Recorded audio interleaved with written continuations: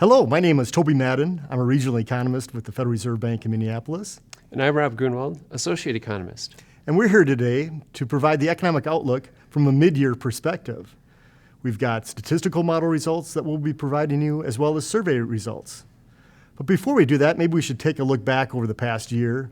And from the national economy, it was pretty sluggish growth due to some pretty significant shocks to the economy of higher oil prices, as well as natural disasters.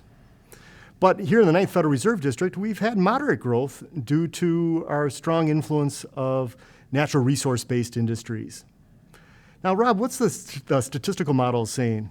Well, looking forward, our statistical models expect that this moderate growth that we've been observing to continue over the next 12 to 18 months. Non-farm employment growth is expected to pick up the pace. By the end of 2012, we'll see those growth rates be above historical averages in many of our district states.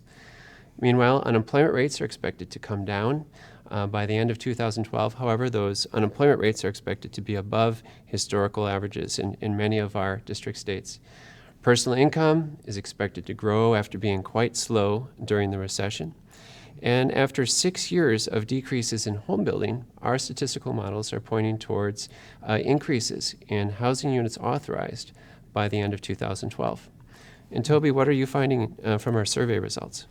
Well, we surveyed about 150 businesses across the 9th Federal Reserve District in late May, and surprisingly, they were pretty optimistic. They're expecting sales to increase.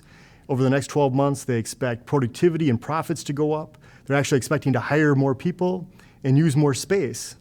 However, they're seeing higher input costs and expect to raise their prices.